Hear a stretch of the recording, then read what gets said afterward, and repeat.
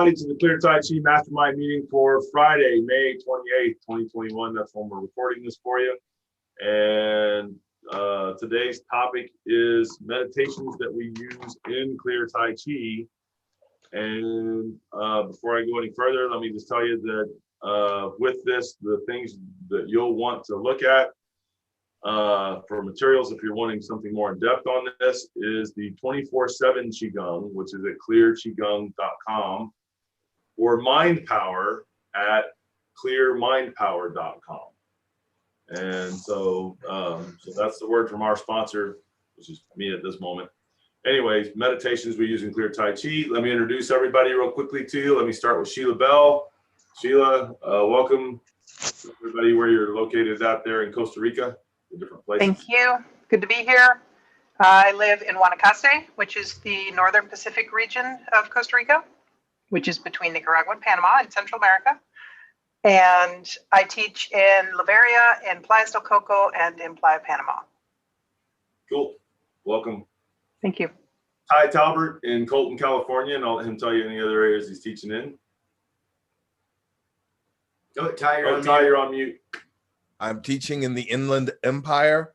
I have classes in Colton, Riverside, and Redlands. Welcome. Let's see here. Philip Chan in Columbus, Georgia. Hello, all. Philip. Welcome. We have Art Don in Hi everyone, Art Don in Greenbelt, Maryland, 10 miles east of Washington, D.C. Welcome. Mark Mashad in Michigan. I'm gonna let him tell you where in Michigan. Hi, it's in Midwest Michigan, covering Grand Rapids and Lansing area. Welcome.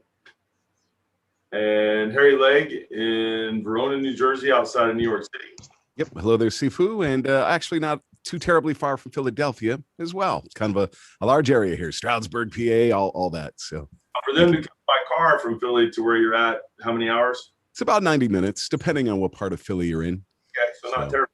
Yeah, no, and I do have some students that come from there. So, yep. Excellent.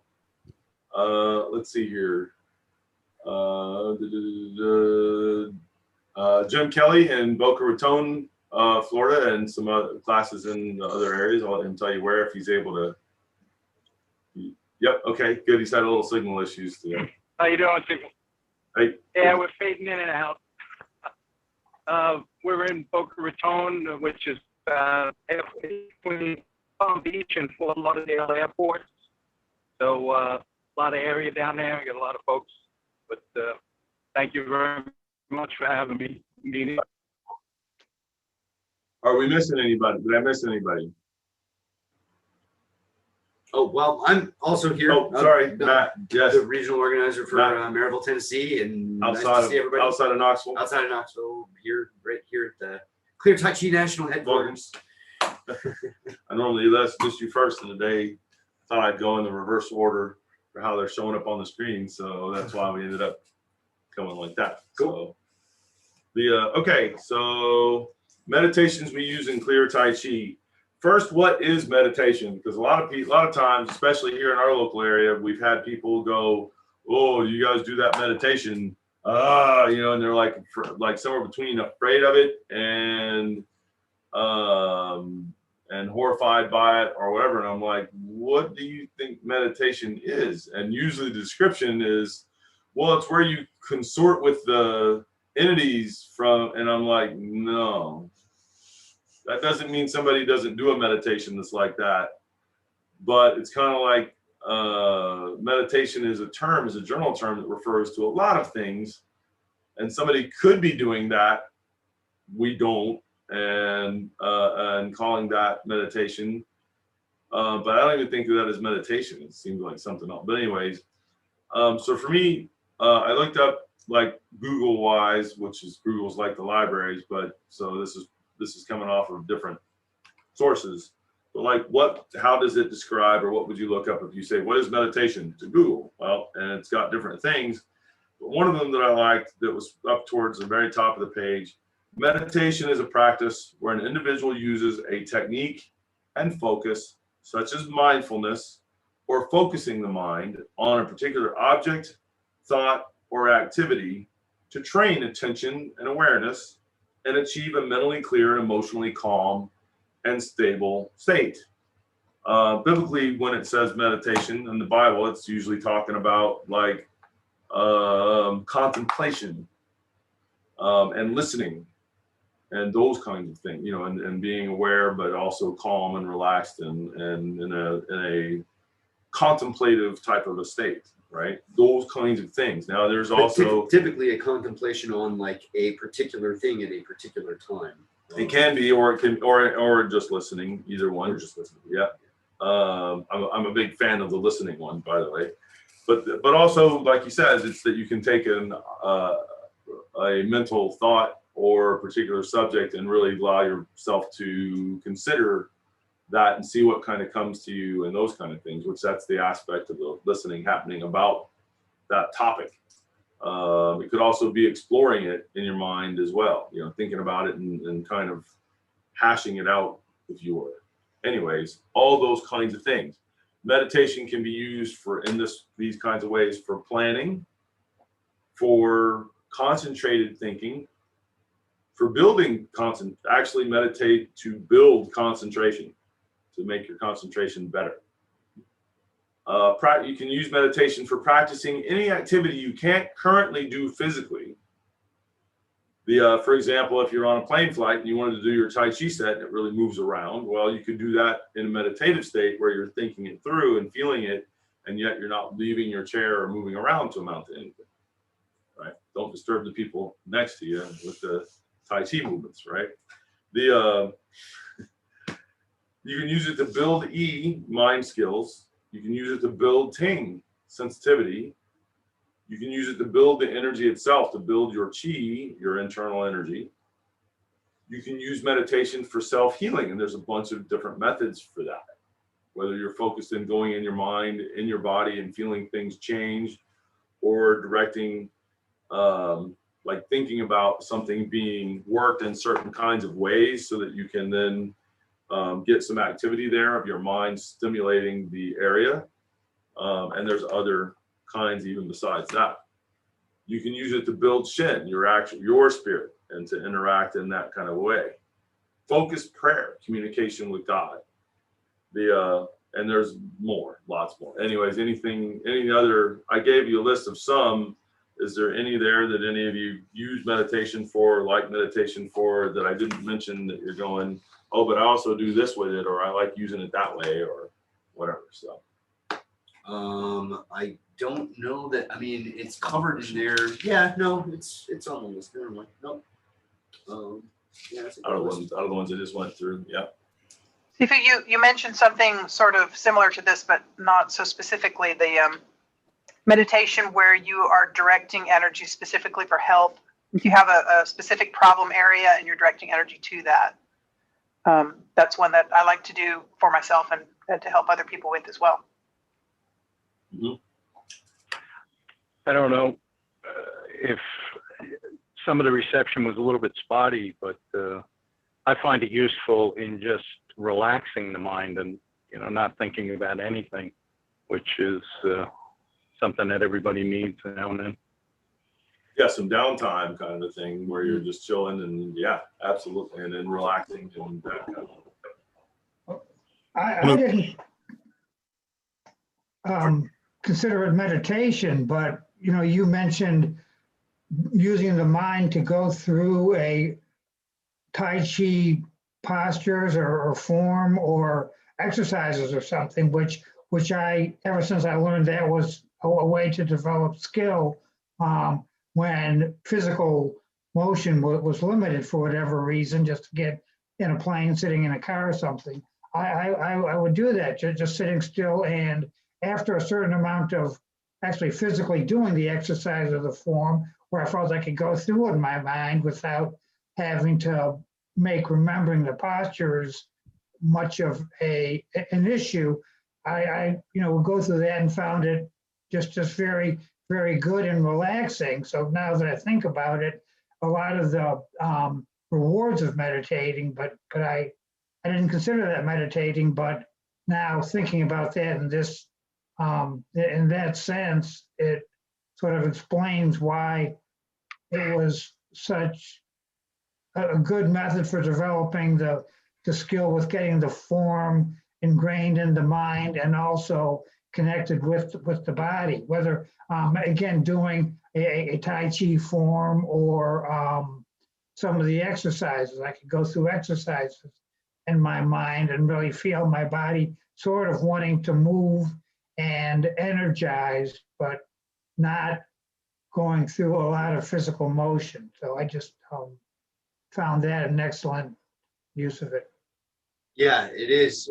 That's a good point, Art. And it is something that's really built into the Clear Tai Chi, just the level 1 material, just where you start off, you have to learn the short form, but then there are these energy activation methods, a lot of which are a little more sort of meditation oriented, where you're putting a mental kind of projection of a feeling or a situation through your body while you're doing the form, and by connecting that way and by building this this kind of mind-body connection with the Tai Chi that way and establishing it really physically with the level 1 material, it translates much more easily into doing it more purely as a meditation, where you don't have to do the movements physically, but you can still feel that kind of energy movement and get the benefits out of it, which I know you kind of touched on. I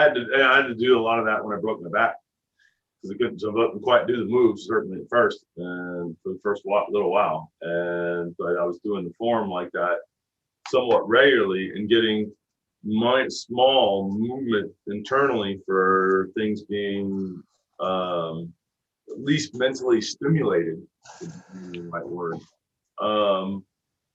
for the activity, so that they weren't, so that I wasn't just sitting there stagnant. I will add to the list that I use meditation oftentimes for just self-reflection. I find it's really valuable for thinking about, a number of things, but oftentimes I find myself, if I got frustrated by someone or something today, or I lashed out, or whatever it was, I'll meditate on it for a minute and try to kind of piece together, what was it that had me reacting that way? What could I have done differently? If there was another person involved, what were they likely thinking or going through, or possibly thinking or going through, that I wasn't accounting for on my end of it?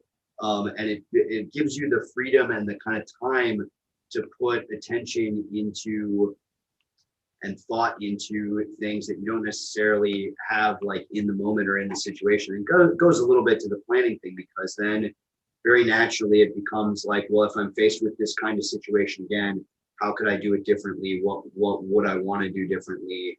How will I approach this differently next time?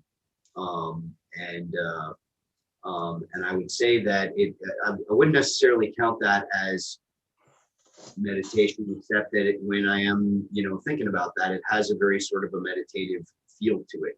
I'm otherwise withdrawn from everything else, and I'm really kind of focused in on that thing, even though it is reflecting on something that happened in the past and kind of analyzing it mentally, yeah, which is an aspect of the meditation, as far as I'm concerned.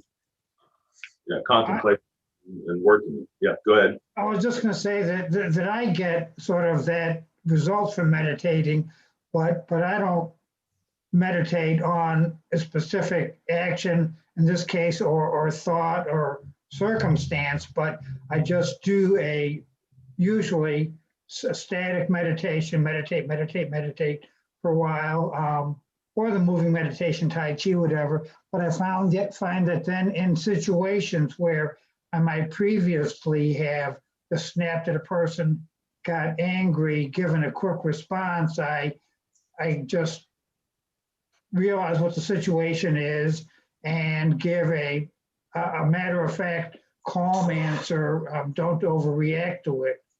So it made me feel like sort of the way Matt was describing it, but just from sort of the overall meditating to a specific circumstance, as opposed to thinking about a specific circumstance and going to a better reaction to that. But again, it sort of works the same. When I'm meditating, I try not to think about things, because I think about things when I'm meditating anyway, and I'm trying to get away from that. Yeah, so you're saying there's balance, right? So you need the calming and the relaxing and the releasing and all of that, and then you need contemplation on things. And there's definitely a balance of, sometimes people will get, for whatever reason, doing a lot of one kind, and maybe you need that. At the same time, once you've developed a good bit of that for a normal regimen, I would say if you were doing a lot of one kind, you probably need to, it needs to be more than that. There is, I probably shouldn't even mention this because I don't know if you can even get this anymore, but there is a brilliant tiny little book that was very cheap when it was printed, called Focus. And I got it because I thought it was literally about like focus, and it is to some extent, but it turned out it was actually like a short treatise on transcendental meditation from a guy who was like very, very, very about meditation. Like that was, he kind of made it a life pursuit. And he talked about wanting to, quiet the mind and let your thoughts go, and that one path to that was more like one of the more kind of proven, more effective paths was to start with focusing your attention on just one thing doggedly, to the exclusion of everything else. Because if you just try to quiet your mind, you'll notice thoughts kind of pop up, and there's other benefits to that, and he talks about that in the book as well. But if you're really trying to kind of tune those background thoughts out and really get in contact with like kind of the observer in a certain sense, or what we tend to call the observer, into your deeper part of your own mind, basically. Yeah.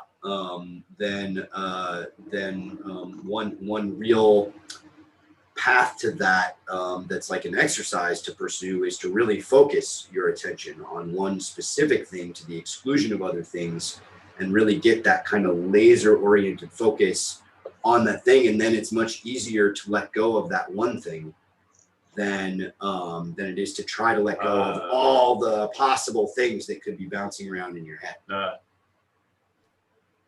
Harry, you sounded like you were going to say something there a few minutes ago. Sure. There's a meditation that I like that is not one that you would typically do frequently, but it can be very powerful, and that's a manifestation meditation, where you want to bring about something in your life. Typical would be good health. You may want to bring about opportunity, clarity, things of that sort. And so you're talking about one of the, a meditation where you're kind of really immersing yourself in like what that would look like, feel like, what will be like when you've kind of got those things. Is that what you're? Well, so I would have to explain how the meditation works and how to get into it. But the quick of that is you are feeling what you want to manifest and bringing it about. Great. A lot of people, when they hear like about one like that, they start to think or worry that it gets into the metaphysical in a way that's either mumbo jumbo, or that they're or that they're kind of headed towards that one where they're doing like, working with strange metaphysical forces and this kind of thing. And my answer for that would be that what's interesting is that when people do this naturally anyways, and they don't realize they're doing it. Here's how they do it. Somebody, I'll use my son as the example. He gets where he wants a new vehicle. He can basically feel, see, hear, taste the vehicle. He knows what the vehicle is he wants, even if right now he's wanted one for at least 2 months, and he hasn't even moved. He's still got the car he's got, and he's gonna have to sell that when he goes to do this. And then he's going to have to find the other vehicle. And I guarantee he hasn't done that yet either. He's gathering the money together for it and all these things. But that vehicle's on his mind. And it's more and more and more and more. And as he gets to where he's about to purchase, I guarantee you, he'll be able to tell you exactly what that is. in so many ways, including what kind of engine it's got, including what kind of gas it's going to take, including all sorts of stuff. And so what's he doing when he's doing that? He's manifesting much in the way that you're talking about. He wouldn't think of it that way. He's going, I just want the car. I just want the truck. But he's wanting it in a way that he's very immersed in that. He's pulling himself toward mentally, spiritually, towards the vehicle. And so very much that same thing. The difference when you're doing it with the meditation is that, and this is with understanding, is did you just kind of go, well, gee, that'd be nice? Or did you go, no, I'm going to get that thing? And the more that you can really visualize, completely immersed, involved in getting, not in the obtaining of it, but in the what that thing is that you're after, the more real you're going and the more visceral that it is, the more you're going to manipulate in a subconscious level mostly, but conscious too, your life and your activities and your other things that then bring that into being. By the way, this also happens if you're deathly afraid of something too. You manifest your fears because you let the, at a certain level, when it's done enough and too much and keeps going, it takes over it, and it programs your brain to think this way. And so one of the meditative things would be like, no, I'm going to quit doing that. That doesn't mean I'm not going to have a healthy, it doesn't mean I'm going to go jump in the cage with the lion or go swimming in the deep ocean and acting like there aren't sharks there. At the same time, I'm not constantly afraid of sharks. And by the way, we live inland, right? Anyways, you get the idea, because either it becomes a fear that's not based in reality at all, or if I live like some of you do coastal, well, I'm not going out in the surf and seeing how far I can go out and still get back into shore, on a regular daily basis, figuring it, knowing that at some point sooner or later there is going to be a shark there. But it's not that I don't get in the water, and you guys have seen me when we go to one of the places with the beach. It's not like I stand off on the shore going, I'm not even touching the edge of that water. There might be sharks right there, in the 1 inch of water that exists at that particular space. And so I am, if I were in deeper water where there were likely sharks, I probably would be freaked out about it. But it's a part of what I'm telling you is I don't let that be the driving factor, and I don't obsess on it, and I make it a point to not. And I don't like flying. I fly to see almost any of the people that are on the call here and other places. I have to fly. Well, I don't obsess the plane crashing, the plane crashing, the plane crash, like that. Now there are times when I do get where, like, if it's about to take off or we're in there and something, a little extra turbulence or whatever, but then I will tend to find something else to do. Usually it's, hey, Matt, blah, blah, blah, blah, blah, blah, blah, like that. And he's going, what's going on? Well, I'm not thinking about crashing right now because I'm busy irritating you. Anyways, and even if there's like the opposite of meditation, it's taking your mind completely out. Meditation of stream of consciousness in the moment where I'm not thinking about what else might be happening, going on around. Right. Yeah, tuning it out. Yeah. I just, it's so that if there's ever a time when the plane might actually be going down, it'll be like Matt going, stop. The plane is going down. Because I wasn't focused on that at that moment. If you're ever flying in and out of Knoxville, Tennessee, and you see scratch marks on the seat in front, good chance Sifu's have been there. But the bigger point there, and obviously we're being funny and having fun there, is that so I don't let that fear become the overriding primary thing. Obviously you can't fly a lot and not consider that as a possibility of some sort. But if that's what you're thinking every single time, every all the way through and all that stuff, then it's damaging. It's seriously damaging to you at an emotional, mental, and truly a physical level.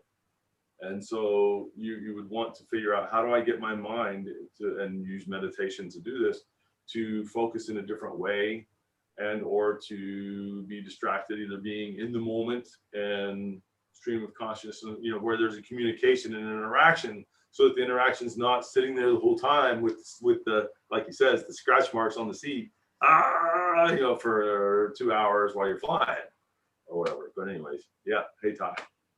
Yeah, there's a meditation that we're actually taught that like that in the survival, escape, and evasion school that we go through.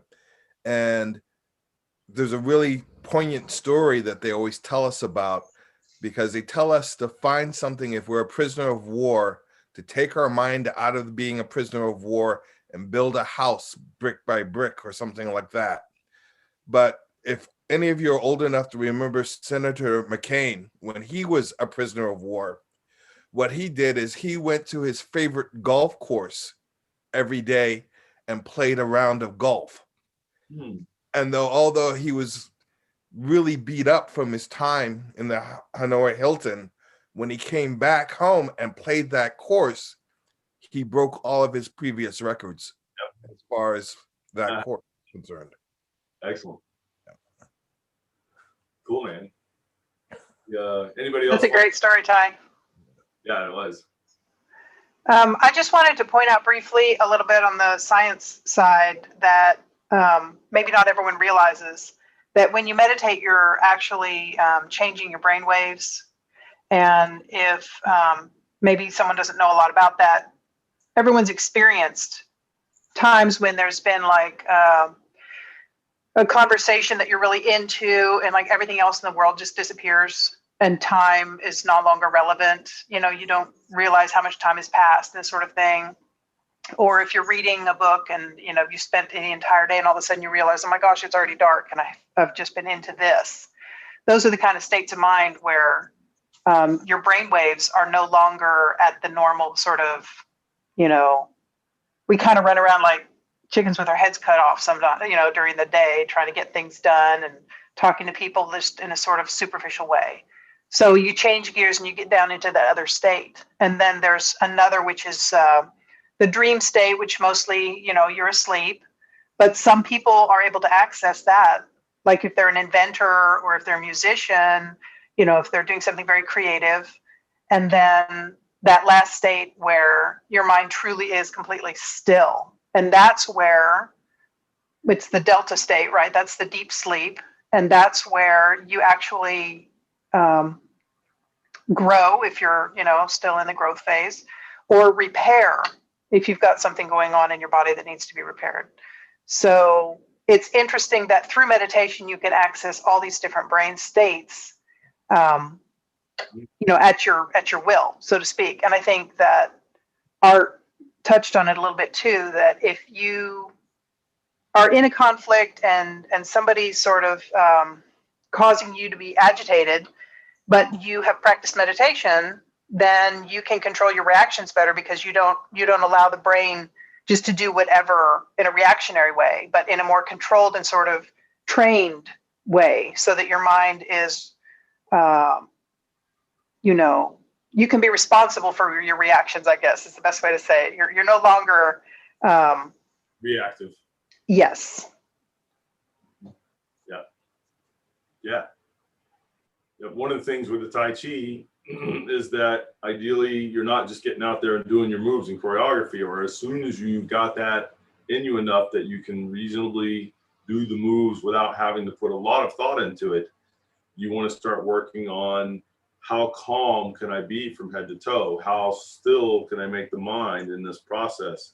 So even though I'm moving, there's a stillness inside and a calming and a releasing and these kinds of things, in order to have that much better health and to get those benefits out of it, both physically and then also at the mental level. And there's a level you get to with the Tai Chi, and it's in our system, in the Clear Tai Chi, so that you're actually got a healing mental state going on when you're doing the Tai Chi that you can use on yourself, and you actually build it to the point that if somebody is near you, that you can actually share that with them, where it will have a measurable physical effect. And by that, I mean with the medical equipment and stuff. I've done this where somebody that's all the equipment in the hospital room, and I'm doing this, and you can see all the equipment change from when I'm not doing it to when I'm doing it. All the equipment adjusts and changes. Their oxygen rate gets higher, their heartbeat, if it's high, gets lower. The blood pressure gets better. These kinds of things. And so it's very testable, and it actually happens. And so you want to be doing your Tai Chi with these kinds of things in mind on the healing side, At least I would think so. If you're listening to this, you probably would want that. And so we do that in our system. Somebody else had something. Mark, you had something you wanted to. Yeah, I didn't know if maybe you could elaborate a little bit on, in the past, before I took classes from you, I taught external martial arts for about 30 years. And about every 6 years, I would have a student come to me and go, hey, I want to know how to meditate. And I'd say, well, I don't know how to do that. I can't teach you that. And then I would counsel them against going to the internet to just pull stuff out of a book or whatever, right? Sure. They would do it, and it would go horribly wrong. Yeah, it'd be bad. Because they would, where they're like either communicating with entities or whatever crazy thing. Yeah. And, I'm sure. And when I asked them questions, certain things kind of like popped out at me, and I noticed that it was interesting in relation to the examples you gave here. It was stuff where maybe they were chanting in a foreign language with a certain rhythm. Yeah, and you don't say that at all on this either, because that's. Yeah, no, it doesn't. And but what I noticed is all the examples that they gave where things went badly wrong is there wasn't like an active goal that they were in charge of. Right. And they were unconscious, like they were not in charge, kind of. Right. And it looks to me like all the examples you gave, you're in the driver's seat and there's a goal. Yeah, even if it's calming, sedating, relaxing, releasing, you're still, like you say, in the driver's seat of doing that for this deep, systemic, immersive calm. It's not just check out.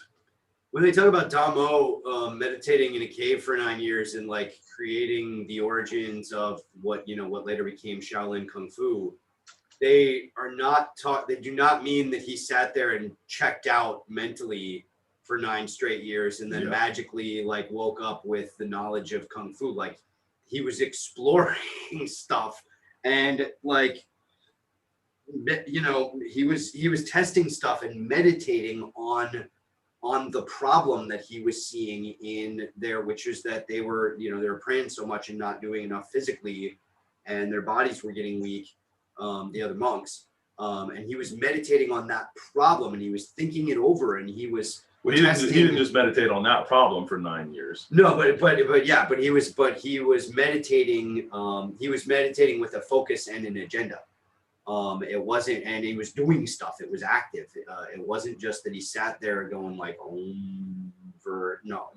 that didn't happen that way. That's not what they're talking about. When you see a book or a treatise or something that's like meditations on this, like that's more like what he was doing and what people mostly mean when they're talking about meditation for the good quality kind of meditations that are out there and available. They tend to be much more active that way with a very specific pursuit, and that pursuit may be calming and releasing and relaxing, but it is an agenda. It's not just like checked out upstairs. That's not beneficial really.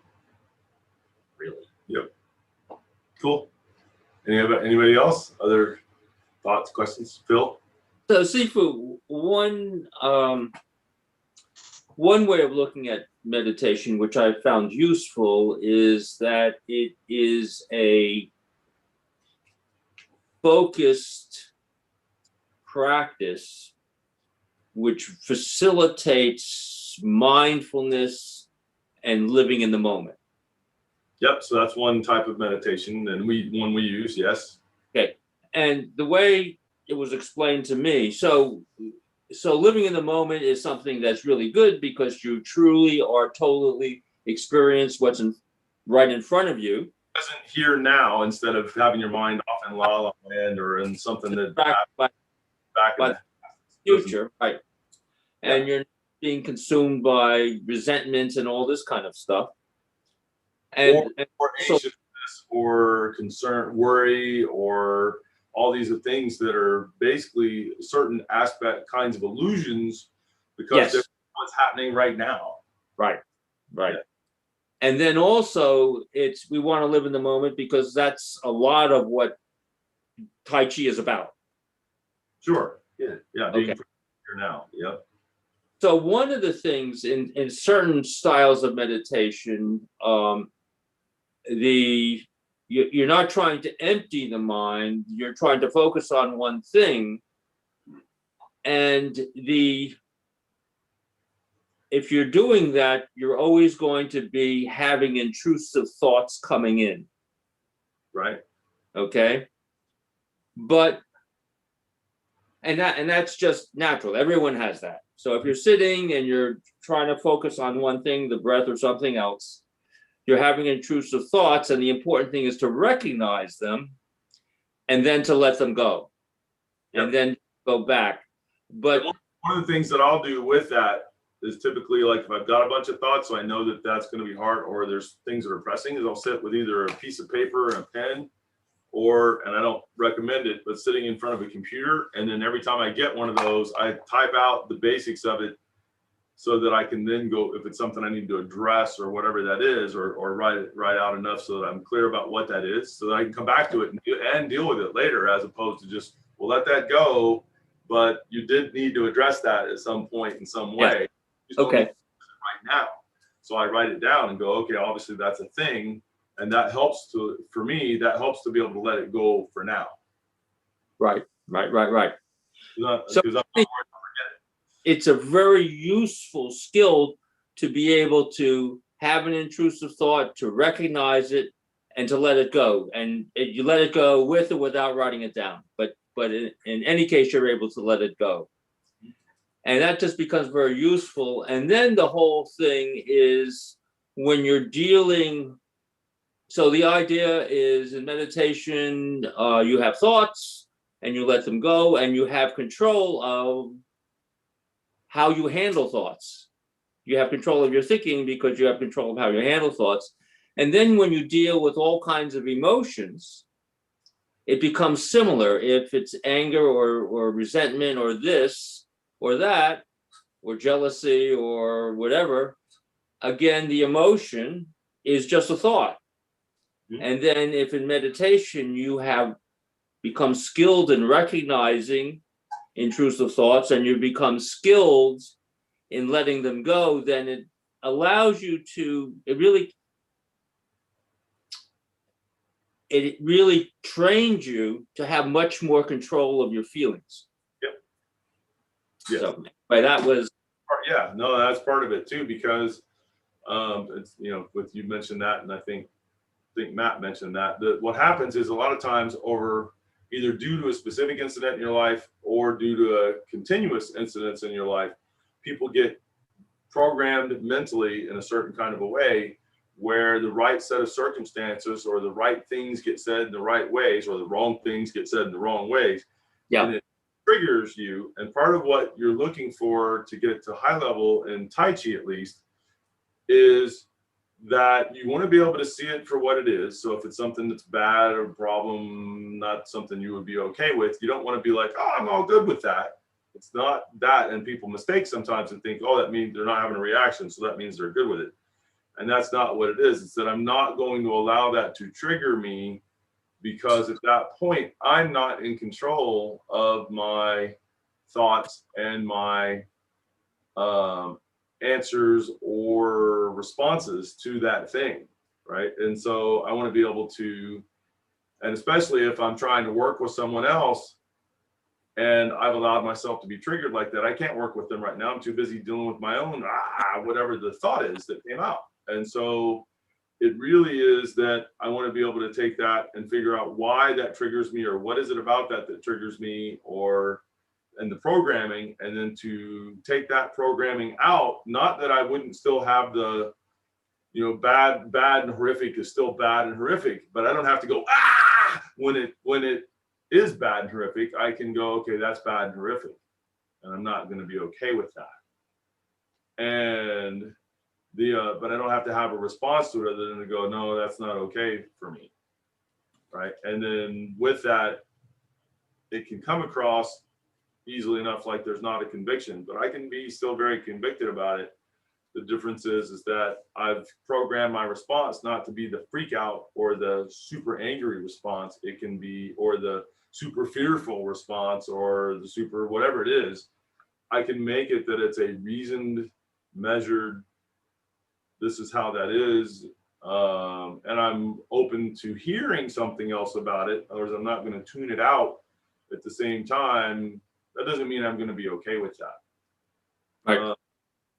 And so then I can actually give measured, good answers that are thoughtful and that are appropriate, and that are more likely. You know, if somebody's got a very strong opinion about something that you're completely completely crazy opposed to, and you respond with then they're probably not going to hear what you said for the most part.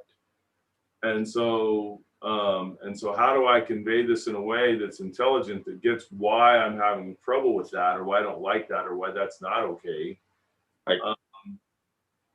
And to realize that whatever response I give, they may or may not be receptive to that. And I'm talking about this more as a teacher to a student, but it may be that and then also being able to hear them. Why are you liking that thing? Why do you want that thing? Why are you okay with this thing? And being able to hear that. And also, because I'm not falling victim to programming in my own head, is the reason that they're verbalizing the real reason or not? Because it may be, but quite often it's not. They've got programming too, and that programming is taking them down some very specific ways, or allowing them to justify certain kinds of behavior, certain kinds of thought, certain kinds of action. And I want to be able to call that out for what it is, if it's a problem of some kind, whether that be to me personally or to society, or whatever it is. And so you've got to be very rational and very deep, and what's the word I want to use here? Being able to basically think about that in a number of different ways, more than one way. And that doesn't mean that any of them are like, yeah, that's hunky dory. It just means that I need to be able to switch up modes on that and look at it from different perspectives, including understanding where they're coming from and maybe why they're coming from, even if I'm going, but I'm not going to be, I'm not on that side of the table. I'm not going to agree with that. Right. But you have to really do the contemplation on it and be able to do that. And then by training the meditation this way, getting so that ideally you can do that faster and faster and faster, so that you can take something incoming that's new and not something you're familiar with, and really kind of flip it around and take the looks at it and begin to realize what the ramifications of the thing itself are, and then where that goes, and then issues and problems with that benefits, the whole thing faster and better and more. And so it lets you become a better functioning human, and it lets you also then respond to things better and more fully, and to meet people also where they are, as opposed to trying to get them to just whatever your extreme side of the fence might be. And when I'm saying that, I mean, it's any view that you have that's really very different from whoever you're interacting with is going to seem extreme, at least to them, if it's really a very opposing view. And so if I'm trying to get them a more fully understanding as well, I can't just come from this extreme point to them and expect that I'm going to get much other than resistance. And so it does require that deeper thought to be able to do that. The unexamined life is not worth living. Who said that? Oscar Wilde, maybe? No, I want to say. Okay. And now, a word from our sponsor. For those of you who are interested in internal power and want a reliable place to start, and for anyone who wants to experience internal power for themselves, go to internalpowerguide.com. I built a crash course in hands-on internal power. The Practical Guide to Internal Power is a work at your own pace online program. It is the course I use to get students from 0 to 60 as quickly as possible, and it is totally free. So sign up at internalpowerguide.com now and get started right away. That's internalpowerguide.com. See, for that, I would, one of the things that a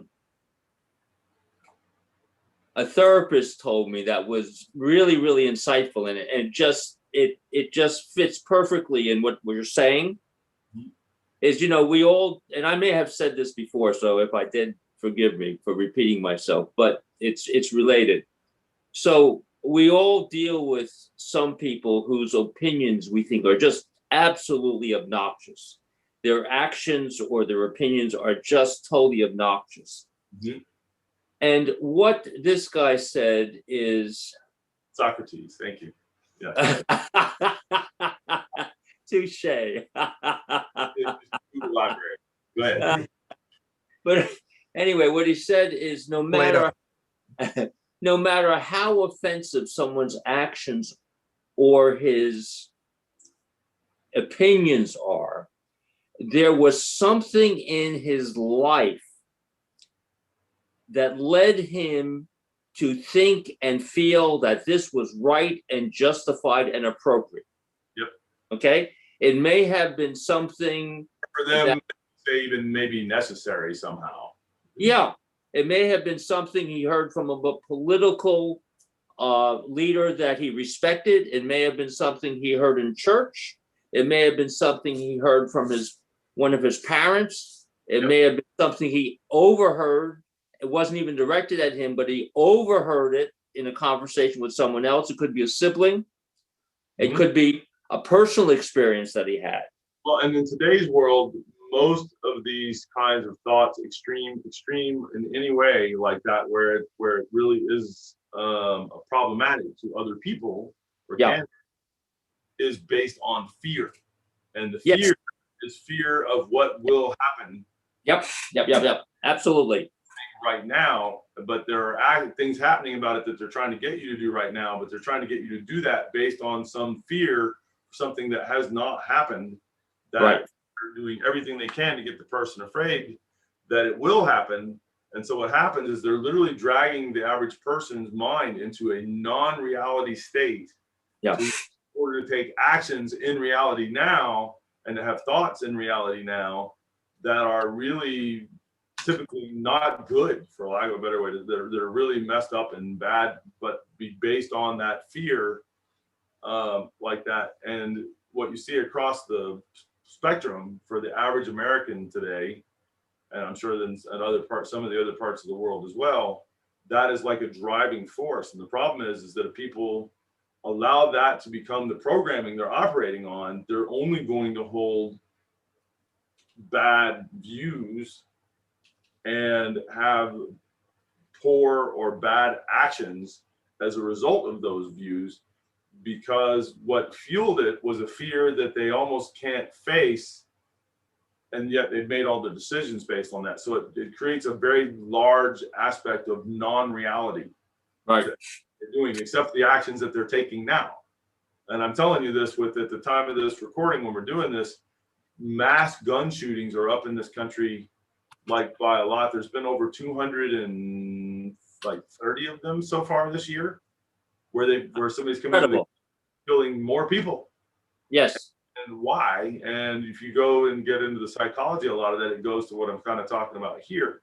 If everyone did a little bit of meditation and went, okay, I'm here in a room by myself, calm, and I'm calming, and what is it I'm so afraid of?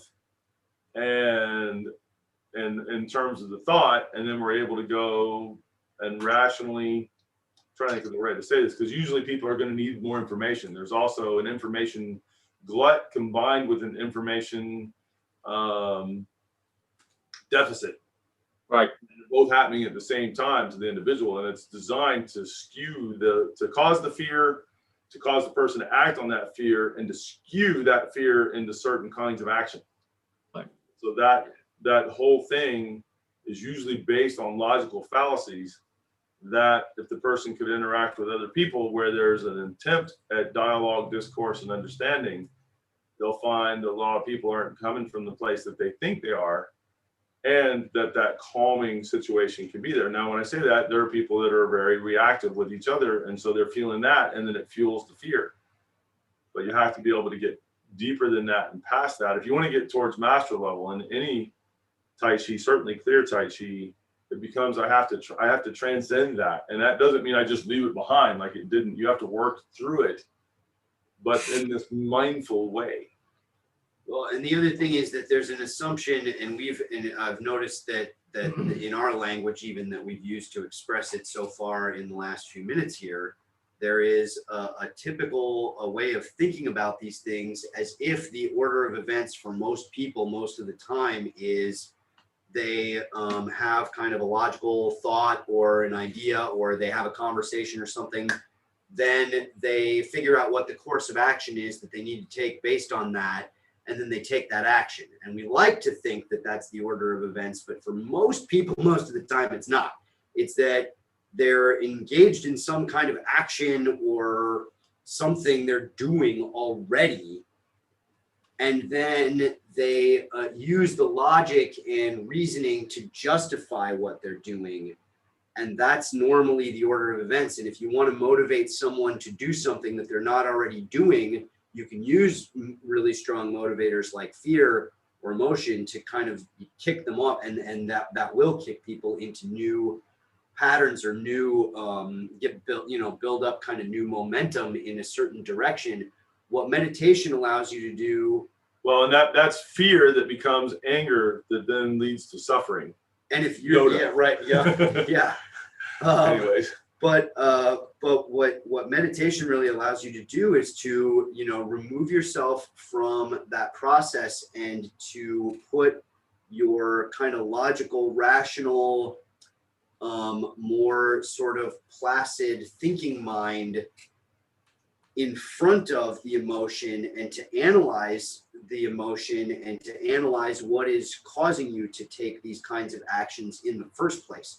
And so it really allows you to kind of escape that trap. One thing that from a psychology perspective, my undergraduate was in psychology, when you are scared or angry, your logical mind, your like prefrontal cortex it gets limited blood flow. It shuts down your logical processes. It makes it really hard for you to think logically and make good judgments, much the same way that like alcohol abuse makes it hard for you to make good judgments.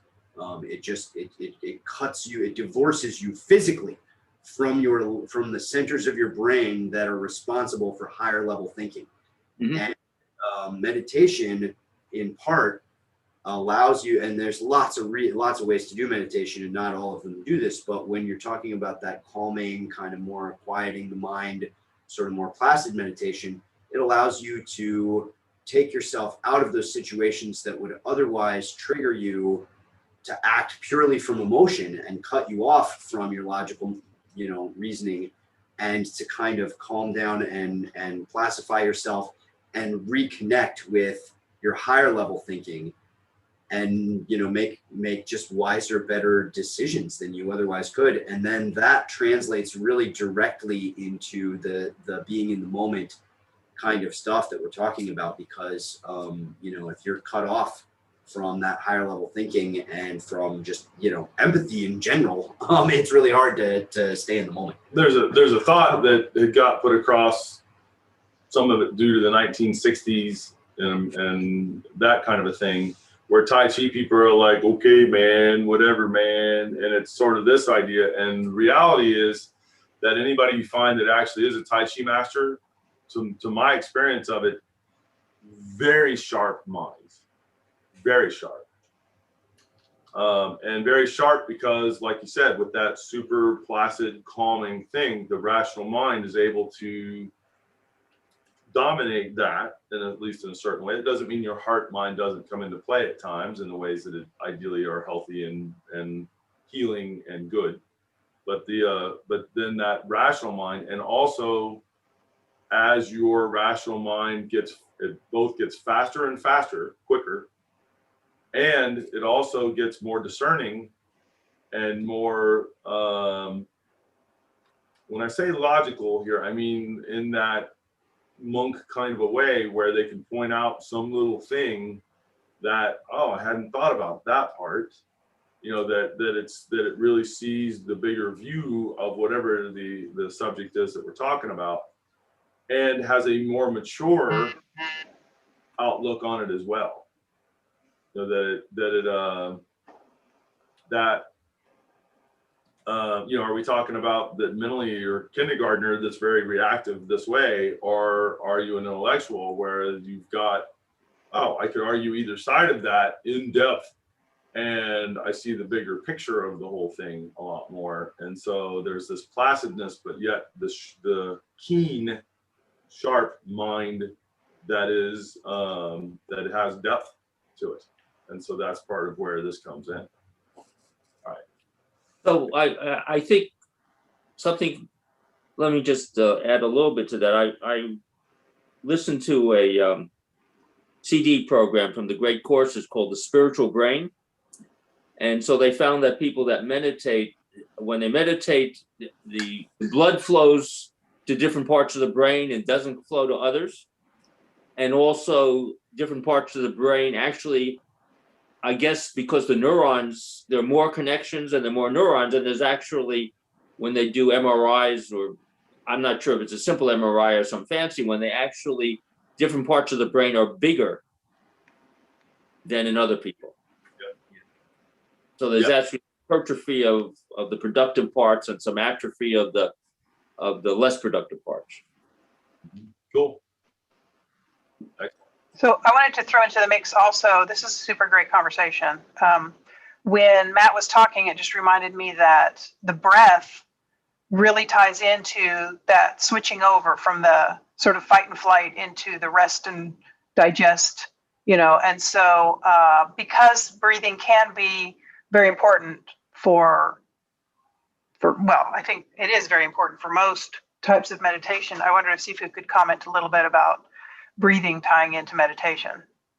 Not all meditation does that. Like if you're really contemplating something, you might be ignoring your breathing for right now, just letting it happen naturally, right? If you're trying to get to the calmness, you can't have an uptight, up in your chest breath. Ideally, it's like your whole body breathing, and then that becoming deeper and more placid and spread. So in that case, your breath is at least a factor in what's going on. And then there's meditation where you really are working on breath control and then other aspects of body control very specifically, whether that be for a healing purpose inside, or whether it be for of yourself, or a healing purpose for somebody else, or whether it be that you can use the breath as the carrier for your mind for specific kinds of healing effects, strengthening effects, calming effects, even mental manipulation of yourself. I'm talking about for getting a deeper, more profound and sharper mind, and using that as sort of the carrier wave for how you're thinking about things. And or that as you in your mind, when you're looking and exploring at specific parts and aspects of your mind, that there's breath that may be associated with that, and then going, okay, I can feel my breath got more shallow, it got a little more tense, it got a little more uptight. Let's let that breath go. And as you do that, you can also feel it in your mind changing how your brain waves, you won't necessarily feel it as brain waves, but I can feel it, like feeling it myself, as a change in my mind state in terms of being more softer, less, like the other one wants to cause almost a headache, like a physical normally need to take an aspirin kind of a headache, right? And so I do this one where it's placid and releasing and letting go and spreading out, where I'm still have the sharp mind, I'm still present. I'm calmer, certainly in myself and to what's around me or who's around me. But the sharpness is still there. I just don't have that uptight, squeezing tension going, tension headache, for lack of a better way to say this. That's going away, and I'm using the breath as sort of the driver. So there's times when it would be not at all, times when it would be part of the equation, and times where you're really focused on that as the thing. I will add from just one kind of step removed from that, or one step like in a kind of a slightly bigger picture perspective on the thing, on the issue of breath and meditation and how they sort of dovetail and why they dovetail a lot of times. For a lot of the goal of meditation, not all of it again, but a lot of meditation, there's an aspect of exploring the mind. There's also a mind-body connection related kind of a thing. And breath really easily facilitates both of those goals really directly, because it is a semi-autonomic system. You have control over it when you're conscious of it. You can breathe in and out hard and do things with it under your control. But if you're not thinking about it, it runs on its own, and it's both things. And so you can because it's a system like that, by playing with that system, you can get all sorts of other different benefits out of it. So so like if you're, for instance, if you're really trying to explore kind of like the observer more qualities of your mind, can you observe your breath without influencing it? And so that's one of those things where you hear the kind of the primary, some of the primary meditations that you hear that are more kind of publicly out there are, breathe and know that you are breathing. And so that's one of those things that, like, that's what they're talking about. That's what they're getting after, is just to be aware of your breath and observe it, and not be like influencing it or, speeding it up or slowing it down, but just letting the process take over and being aware of what that process is that's happening in your body. And then by changing it up deliberately and taking more control over it, you're building up those benefits for your mind-body connection kinds of things that people want to do with the meditation. And it's a system that lends itself really, really readily to that. And so when you hear about people that can like control their heart rate and things like that, normally things that we think about as not being like under our conscious control, normally there's steps that they took to develop those skills, and a lot of the paths that you can go on to develop those skills start with breath, because it is already a system that runs on the kind of unconscious processes, but you already do have direct control over it. This is one reason why a lot of meditation systems also do funny things with the eyes, wide eye stuff, sleepy eye stuff, closed eye stuff, whatever it is, they'll have different sort of ways that they manipulate the eyes, because it's another system that is semi-autonomic like that. If you're not thinking about it, you'll blink on your own. But you can blink all you want, or, close your eyes, or do other things with your eyes, or force them wide open. And the more ways that you can kind of control that system, there's different benefits that develop in terms of your mind-body connection, and it translates over into other systems in your body. And it's just a handy way to start. But the breathing is a lot easier to tap into, and there's more things you can kind of immediately do with it. And it's easier to feel that process running on its own without sort of disturbing it. It's really hard to feel yourself blink without influencing it. It's trickier, but you can feel yourself breathe pretty well. And so that's one of the reasons why that system is so kind of ubiquitous out there in meditations, is because it's just easy. It's just a natural, easy starting place for people to kind of get in on the ground floor for the kinds of skills they're trying to develop later on. I recall a conversation with you, Sifu, in which you talked about there being some dangers to sticking with paying attention to breath all the time in meditation. Can you address that? It's not the breath that makes that danger. Well, two things. The biggest one is that in Tai Chi there's a sound that most Tai Chi practitioners do not know this. They may have read it somewhere, but they don't know how it actually sounds and all of that. But once you have it, it can be easy for somebody to go and do that sound where they're trying to do things, making the sound all the time and using the sound as the driver. And the trick is to make the sound, using it as the carrier for the mind. And then once you have the mind developed, you want to graduate from the sound to the mind. And so you don't want to try to graduate there too early. At the same time, you don't want to be a long-term practitioner and you're using your breath to still drive that. Your mind should at some point drive that. And as you're able, basically, is the answer to, because somebody would say, well, when, right? As you're able to do it. And so it really has more to do with that. Right. And so so I'll get into that more here in a second with something else that like you could do longer term and it's fine, right? With breath as an example. Anybody else, anything else they want to add to any of that? If not, then I'll go on to the next part there.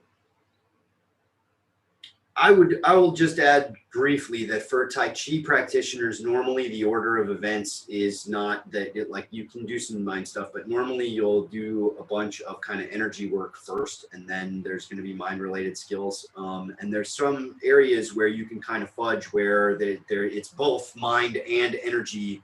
And in the Clear Tai Chi system, and the way that Sifu Clear has set things up, wherever he can get more benefit and value in kind of upfront, he's done that. And so there is a course that's available that's one of the only real like follow along courses that we have, where it's just plug and play and do what you're seeing, like do what I'm doing on the screen kind of a thing. And it's called Clear Focus Mind Power. And it will help you build energy, volume, and manipulation. And because you're manipulating that energy with your mind, it builds mind power, literally, which is why it's called Clear Focus Mind Power. And it's a great course. It's available at clearmartialarts.com. It's clearmindpower.com. Oh, yeah, that's right. It's available just straight up at clearmindpower.com on its own. And it is one of the courses on clearmartialarts.com, and it is it's great. It's a wonderful program, and it is one that you could literally do, like if you really want to develop the kind of the mind skills and the Tai Chi way of doing meditation and the benefits of the kind of the E development that Tai Chi focuses on, and you want to get started on that as soon as you kind of possibly can. The Mind Power set of exercises is just the most accessible and kind of the best, fastest way to build that. And so, yeah, so clearmindpower.com. Cool, thank you. So then the other question I got asked there was, for building Ting, how do you meditate in a way that builds Ting? And so to give you an example of a use of this that involves breath, it would try to, looking at your hand or your arm, try to feel your fingers, the end of your fingers. Normally we'll touch them together, so we're using the tactile to feel them, but try to feel it without doing that. Try to feel your palm, try to feel the inner part of the wrist. Try to feel the inner elbow, not the outer elbow, the inner elbow. Then try to feel the outer edge of the elbow. And I'm saying these kind of quick and moving through. And so now take your breath and take your hand and feel the breath like if we breathe it, like if you breathe in where you're really breathing in like this, and add a little bit of, when I say a little bit of tension, I mean a little bit of tension, not a lot of tension, but like you're picking up something that has some weight to it, that kind of a thing, and feel that in the ends of the fingers, like you're holding on to something with your fingers, and breathe in through your fingers. Breathe in like you're grabbing it with your whole palm. Breathe in through your palm. Take that inner wrist and breathe in so that you're actually feeling it grip in a little bit, and breathe in. Grab in with your inner elbow and breathe in, and then release like that. Take the outer elbow and breathe out and push to your outer elbow. And what you'll see is that the breath is, you can do all that stuff without the breath, but you're using the breath to get in there to help you to sense these areas like that. And you can do this everywhere from head to toe. Now, the hardest part to feel inside your body is the bone marrow. And for that, you'd want our bone marrow Qigong, which we have available at the 24/7 Qigong, clearqigong.com, and then my book and the G Energy DVD for the book. But anyways, and so that getting your mind in there, and you can try to do that with breath. If you can picture your breath in there, your mind will more easily follow that. But you'll find that ultimately you get your breath in there, or I'm sorry, your mind in there, and then the breath kind of follows that. But whichever way you got in there, like I said, it's easier for most people in the beginning to get their mind in there, then the breath to follow, then the energy will follow that. And that's the normal state of events in Chinese medicine, is for it to work like that. And so you're using that to build up that ting for the bone marrow inside, and then how you work with that, be very careful, make sure you follow the directions that we've got on those materials to do like the bone marrow washing meditation, and then get the health, the really extra health benefits out of that. Will I be able to see these without it being...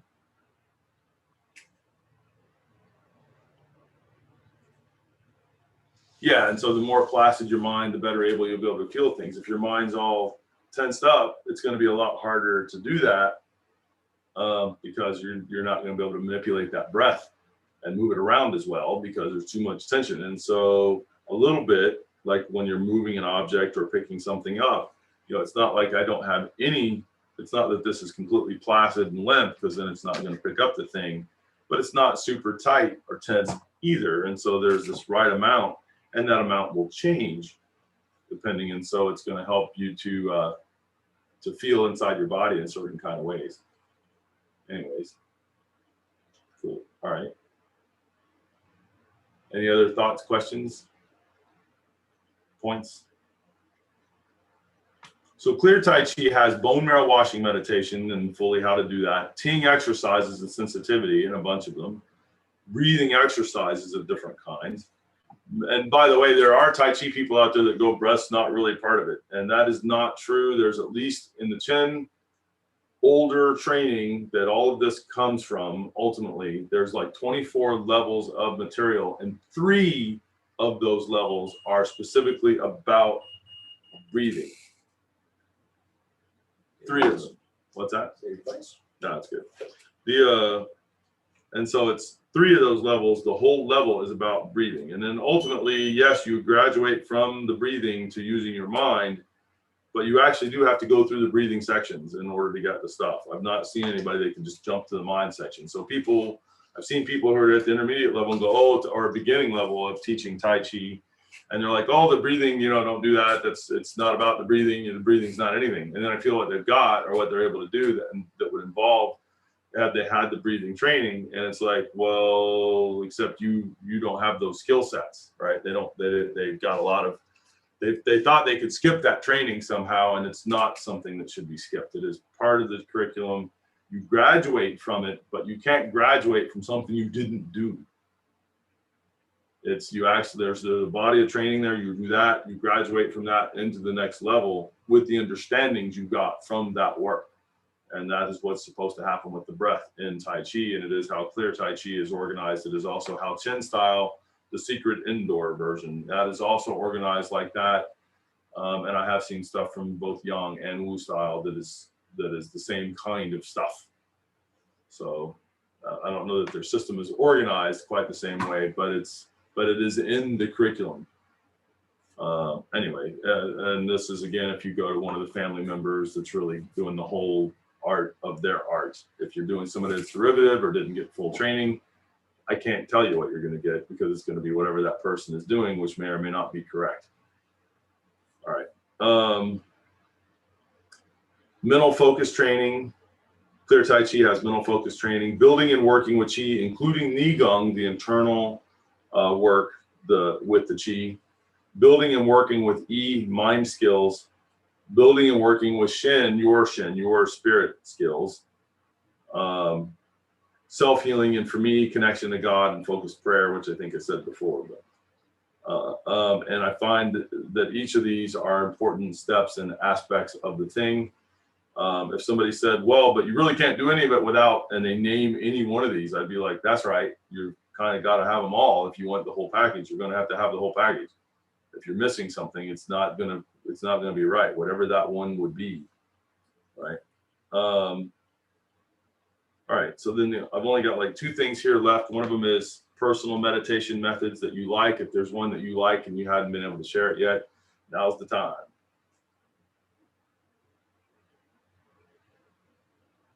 I would just say that I first just did standing meditation, and pretty much all I do is standing meditation because that's what I'm used to, but sometimes sitting. But I found that with sort of the holding the bowl, and if I just observe what's happening, feel, I guess the energy and the breath going through me, I'll sometimes move to where my hands go palm outward, and I guess the tiger's mouth, the thumb and forefinger go reverse on my thighs. It's sort of, so it concaves the chest, and I ended up in that position, which was another initial meditative posture I learned, and I just found that sort of interesting that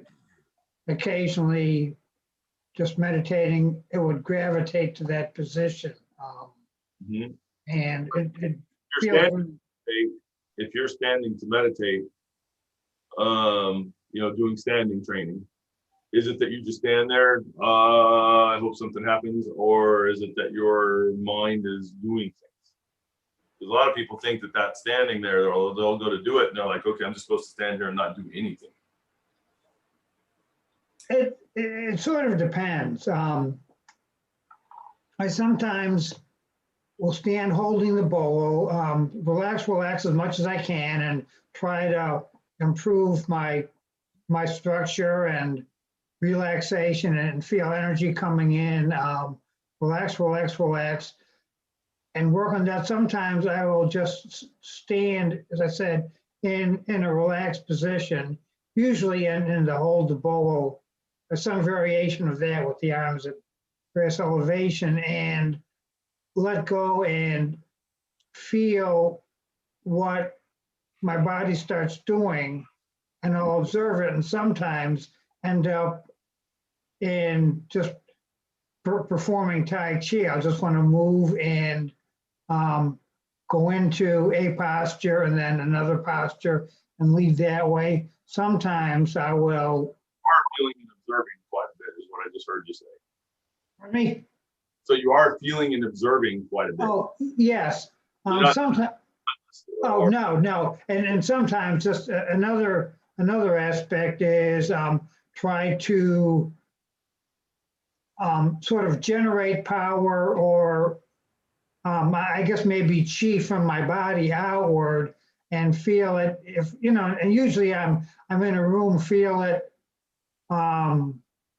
between my palms if I get them opposite, or just sort of filling the room, and how can I fill the room more. And as I try to fill the room more with my energy, I'll maybe try to relax more to get more energy out.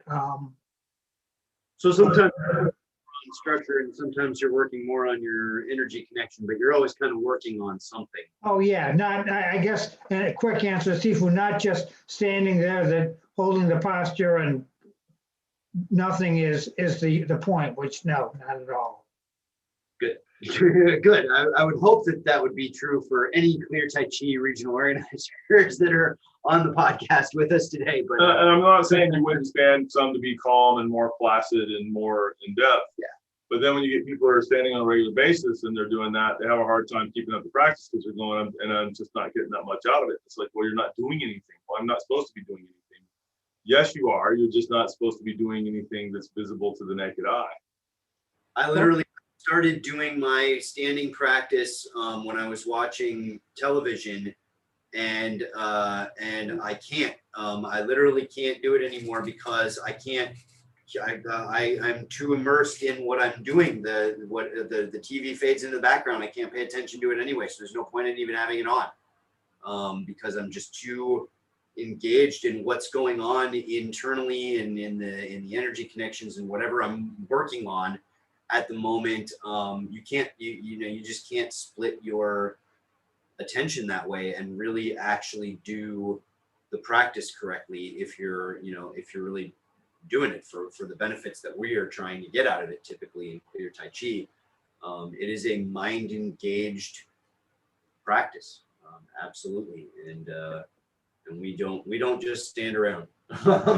So yeah, did you have something to add, Art? Well, I was just going to say, as with, learning Tai Chi and the form itself, at first there was just the more physical aspect of standing there and getting structurally correct, as just building the lead and getting the structure right to where I could let the mind go to do what I wanted to do after that, sort of. Just like with Tai Chi, learning the postures so you can do the postures without thinking about them, and then work on energy flow and it increasing power and things. I just had to initially it was really just almost physical work, but that was I could get past that and then on to the other more developmental aspects of it. Yeah, and then the meditation begins to inform your physical postures and positions and stuff more than more than you would think, because you just find that the energy doesn't flow right if you're not in those places. Well, to sort of work mind body back and forth to each improve the other, sort of. Yeah, that's great. That's great. That's what you want. That's that's ideal. Ty, I'm sorry, I thought, yeah, were you about to pop in? Okay. Something that's very different that I do all of most of the meditations that were mentioned today. But what I also do is I use binaural beats. I have a soft headphone and I do the binaural beats to change my brainwave faster and get deeper using that. Yeah, it's definitely the science supports it. I would say for our methods, normally what we would want to do is to play with that, to use the binaural beats to get yourself into those states kind of more quickly, and to really feel that and feel what those benefits are, but then phase out the need for the beats and be able to recreate that yourself. To not be dependent on external stimuli for your practices, but to be able to use it to develop the skill, and to find that place, much more quickly. Anyway, that's the only thing that I would have to add to that in terms of our normal approach. But I know that the binaural beats are very helpful for people, and there's a lot of kind of buzz around that right now. Yes. Yeah, and I go back and forth with that. I'll use it, I won't use it. I don't. It's not consistently that this is the only way I will go about it, was using the binaural beats. Oh yeah. In fact, it's probably only about 10% of the time that I use those. Sure. Yeah, but something to play with anyway. Yeah, something to play with. Yeah. Cool. Anyone else have anything they wanted to add? Along the lines of what Ty was talking about, well, somewhat similar. It's because you're using something else to help you get to a state. I will do short meditations holding a particular crystal or gemstone mineral in the hand, and so that I can put that down and learn to bring about that vibration or frequency on my own without it. Yep. And that's very helpful. Tequila's got one with the essential oils there, same kind of thing. Yes. Doing that, it gets you a certain brainwave state and certain feeling, and then being able to set it down and get right back to that same place, so that you're learning how to make those adjustments without having to have the external help, which is great to use when you're first doing it, especially for states that are difficult to get to.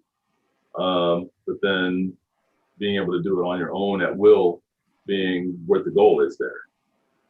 So, yeah. I think of it as sort of a vibration that you can pick up on, and you can do the same thing with people. So, when you're around certain people and you feel a certain way, that, you can get that same feeling, like Harry says, from the crystals, or then in my case, I use the oils. But it's a pretty interesting effect. Yeah. Yep. Cool.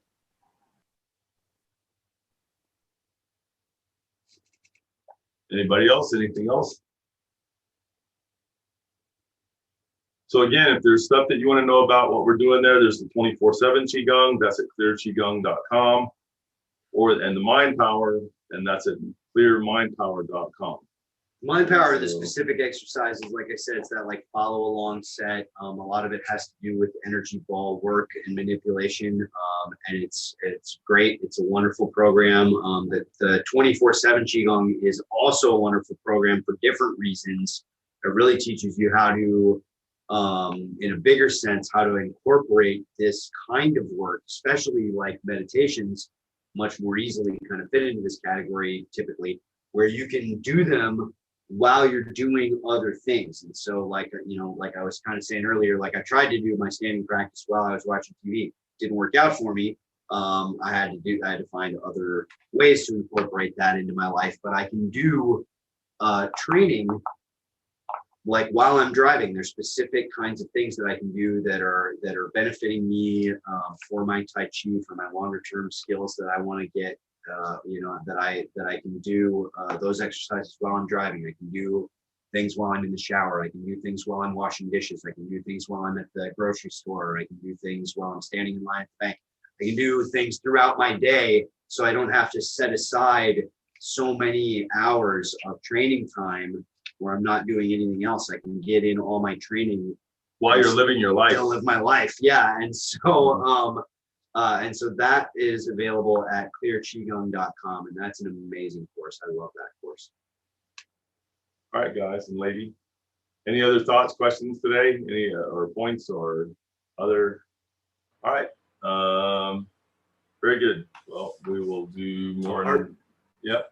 Do you have less? No, I just, I'm finished. I was just gonna say, good discussion, and thank you, everybody, but see, Sifu's wrapping it up, so I'm not gonna Thank you. any longer. Thank you. Great talking to everybody today. Look forward to the next time. And actually next week we will not have a meeting on Friday. We will be here doing the gathering. Tai Chi family gathering. The Friday after we'll be back to our normally scheduled program and all that. So Looking forward to it. Looking forward to seeing all of you, and those of you I don't get to see, I'm sorry, and I look forward to seeing you guys the next time, and I get to see you and all that stuff and more soon. And very good. Thank you. Take care, everybody. Okay, everyone. Take care. Go ahead and do the. Take care. And now, a word from our sponsor. What is internal power? Most people only understand external exerting power, which is another way of saying tense muscle strength. Bigger, more tense muscles equal more power. That's external power. Internal power comes from pretty much anything except tensing your muscles.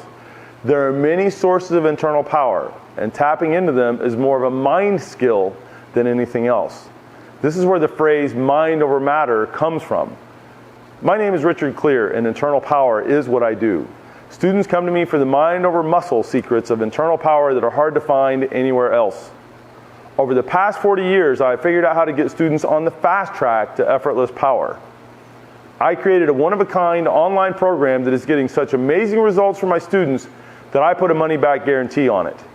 Find out more at internalpowerkeys.com. That's internalpowerkeys.com. Thank you.